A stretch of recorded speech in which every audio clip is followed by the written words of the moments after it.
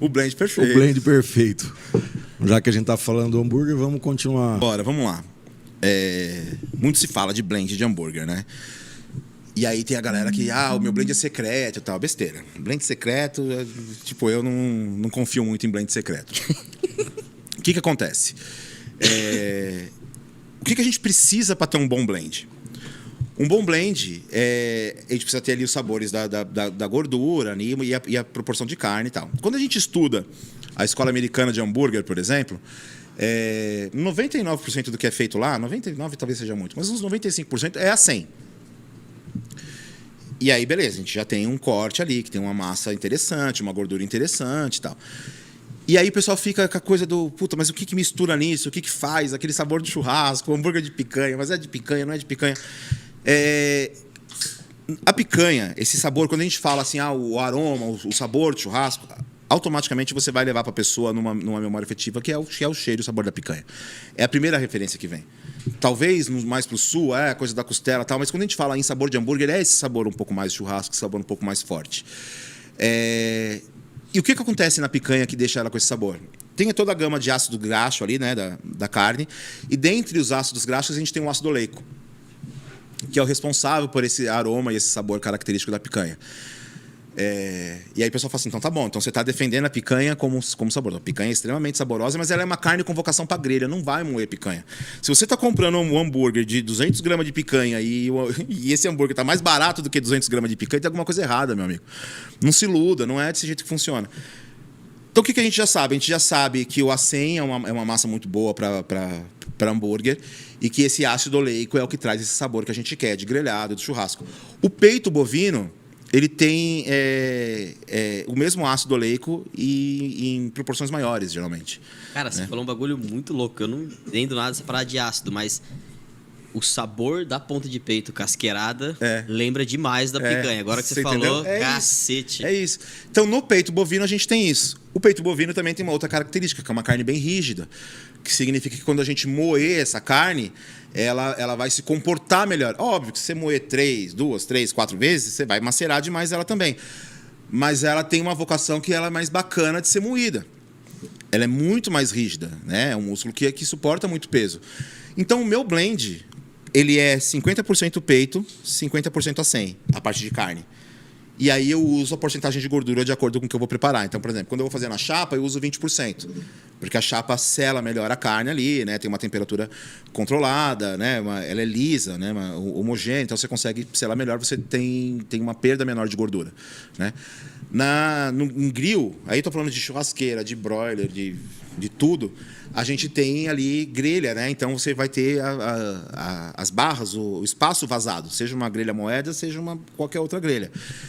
Aí eu subo um pouquinho a temperatura, eu subo um pouquinho a porcentagem de gordura para compensar o gotejamento. E aí, às vezes, o pessoal fala assim, putz, Tadeu, mas aí...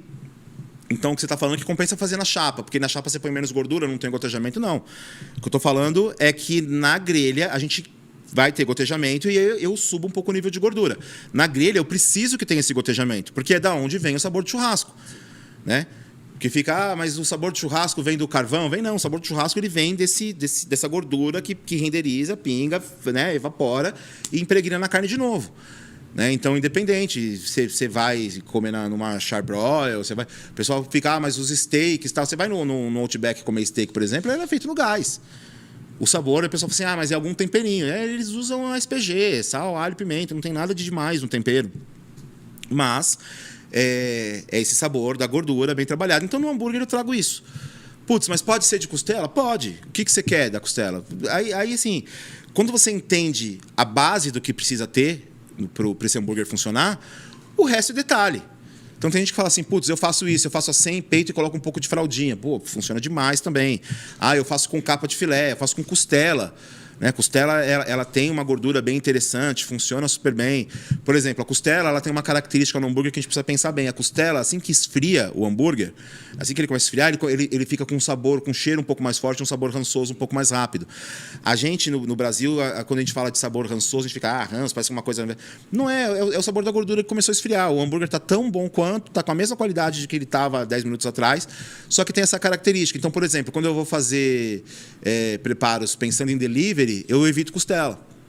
Porque é um hambúrguer que pode esfriar, que tende a esfriar mais. Não é que pode, provavelmente vai. Né? E a gente, como profissional, precisa estar pensando nisso. Então, assim, esse hambúrguer vai para onde? Vai de que jeito? Como é que vai?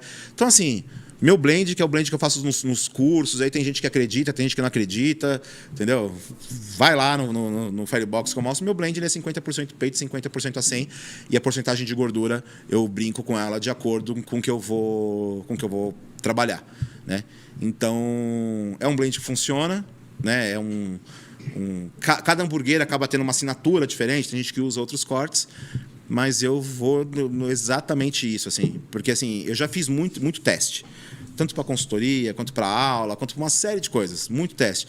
E às vezes a nuance que você muda é tão pequena, você fala assim, puta, mudou o sabor, porra, mudou, mas mudou tão pouco, cara, que não compensa. Sim. Né? Não compensa trabalhar com uma terceira carne. Tem gente que blenda raça.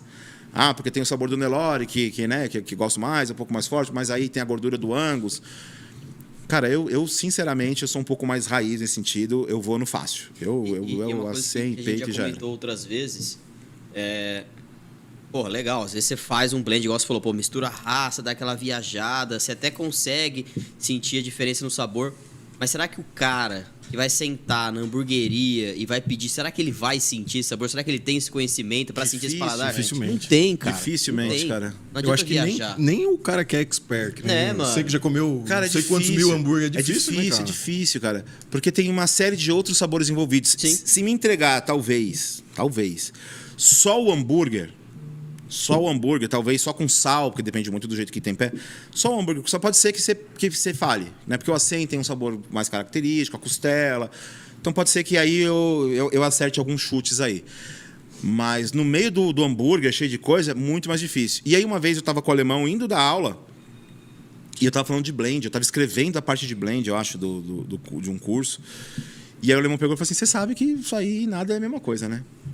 E o alemão, às vezes, eu tô tão preocupado com a técnica e cheio de coisa. Ele fala, mano, que besteira isso aí que você tá pensando. Isso aí não... Entendeu?